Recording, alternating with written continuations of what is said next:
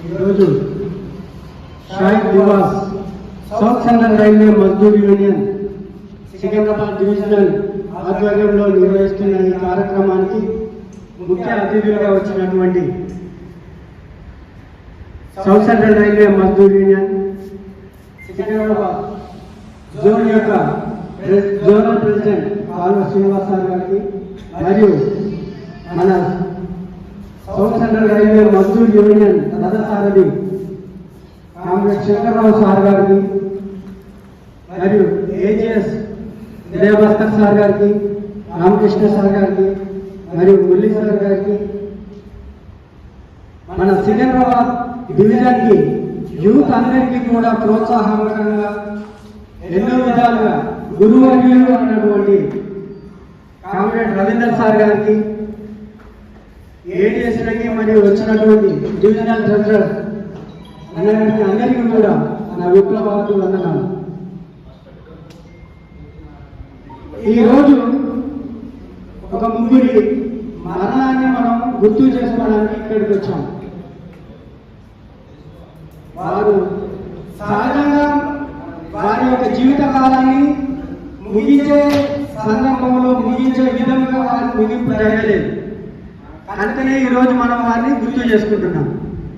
ఎందుకని సహజంగా చాలా మంది చనిపోతున్నారు, అందరూ చనిపోతున్నారు, కానీ అందరి గురించి మనం గుర్తు చేసుకోవట్లేదు. కేవలం భగత్ సింగ్ మాత్రం ఆయన ఎప్పుడు చనిపోయాడు? 23 సంవత్సరాలు ఉన్నారు కదా, అసలు ఎందుకు చనిపోయాడు అనేది ఎందుకు గుర్తు చేసుకుంటున్నాం. ఈ విషయం ప్రతి ఒక్కరు కూడా ప్రతి సంవత్సరం ఆయన పుట్టినరోజు కానీ ఆయన యొక్క వర్ధంతిని కానీ జరుపుకునేటప్పుడు ఇన్స్పిరేషన్ అంటున్నాం. అసలు ఎందుకు చనిపోయాడు ఆయన చనిపోయాడని మనం ఎందుకు షాహిద్ నివాస్ ఎందుకు జరుపుకోవాలి? ఏ విషయమై చనిపోయాడు? స్వతంత్ర సమరయోధుడు. స్వతంత్ర సమరయోధుడు అయితే స్వాతంత్రం వచ్చే వరకు కూడా లేదు కదా, ఆయన 1920 ఆ టైంలో లేదు కదా, స్వతంత్రం రాలేదు కదా. ఎందుకు స్వతంత్ర సమరయోధుడు అని పెట్టుకొని మనం ఆయన ఇన్స్పిరేషన్ గా తీసుకోవాలి. యూత్ అందరికీ ఆయన ఎందుకు ఇన్స్పిరేషన్ అయ్యాడు? ఎందుకు అసలు ఆయన ఎందుకు కృషి చేశారు? ఎంతమంది తెలుసు యూత్ లో? నేను పెద్దవాళ్ళని అడగను, దయచేసి నేను ప్రశ్నించే విధానం తప్పుగా ఉన్నట్లయితే క్షమించాలి. కేవలం యూత్ మాత్రమే నేను ఆ ఆలోచన తెప్పేయాలని మాత్రమే ప్రయత్నం చేస్తున్నాను. ఎవరికైనా తెలుసా ఏం చేశారు? అసెంబ్లీలో బాగుదాడి చేశాడు. ఎందుకు చేశారు?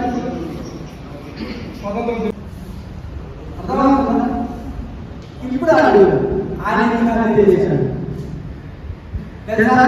హత్య చేసిందే తెలియదు, ఇంకా ఎందుకు చేశాడనేది తెలుస్తారా?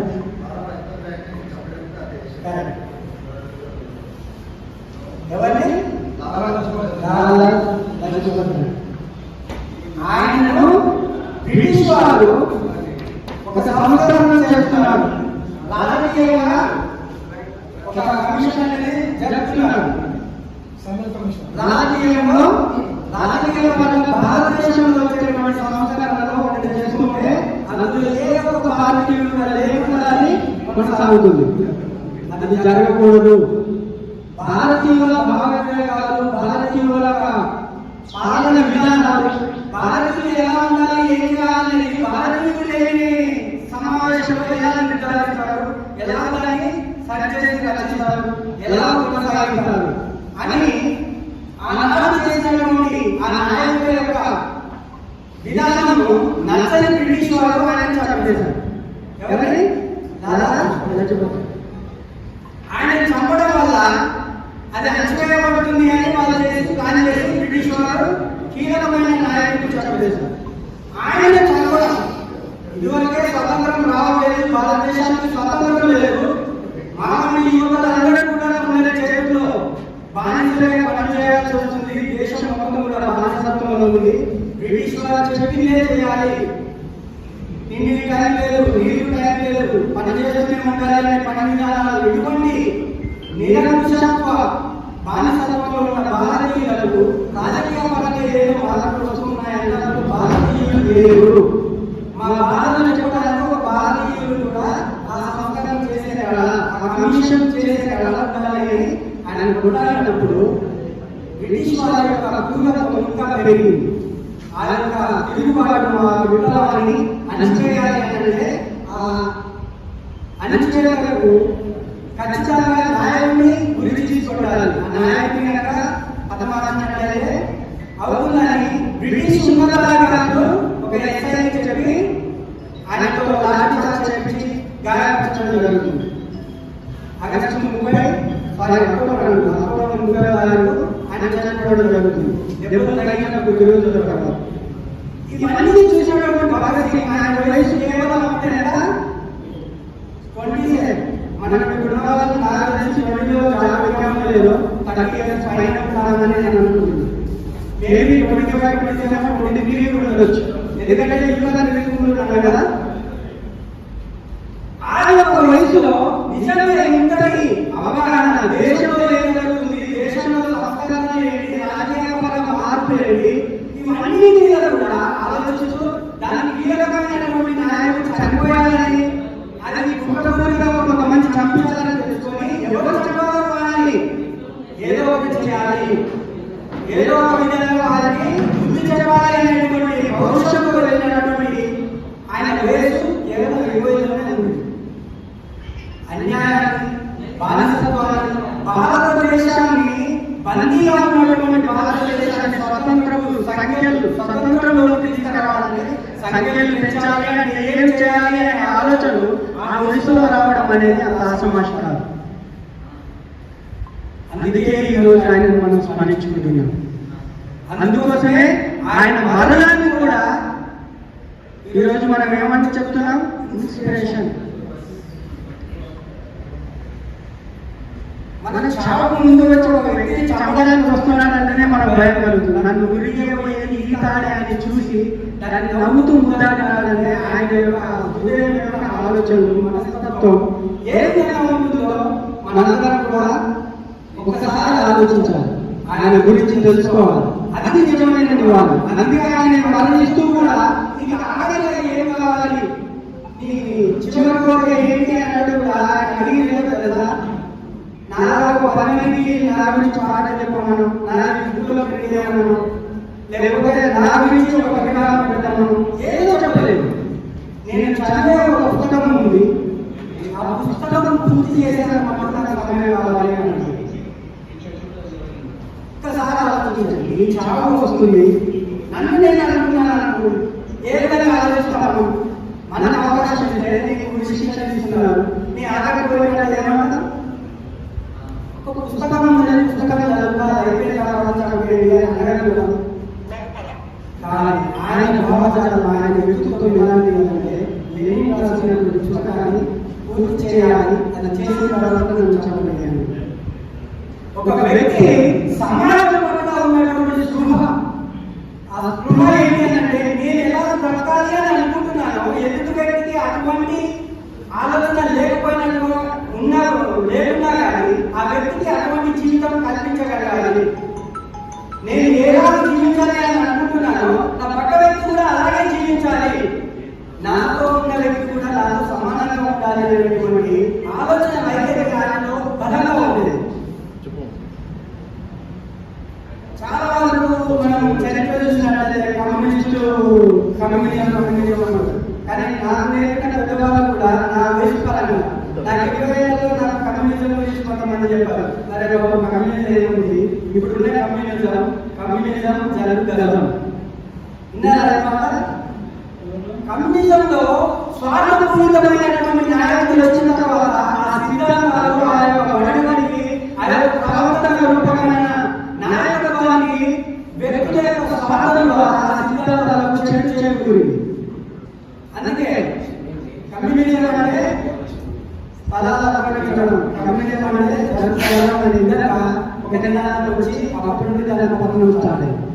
దీనివల్ల వ్యక్తులు ఉన్నటువంటి వ్యక్తుల్లో ఏదైతే ఉంటుందో అది సరైన సిద్ధాంతంలో నడవకపోయినట్లయితే ఆ సిద్ధాంతానికే చెడ్డ పేరు తెచ్చే నాయకత్వం, ఆ నాయకత్వం వ్యక్తున్నది చేసిన వాడు ఉంటారు. అవునా? ఒక స్థానానికి పోయిన తర్వాత ఒక వ్యక్తి చెమ్మినానికి బుక్ చదువుతూ నేను చెమ్మినాన్ని నాయకుడు అయ్యాడు. తీర నాయకత్వం వచ్చిన తర్వాత వేరే విధానాన్ని ఫాలో అవుతుంది.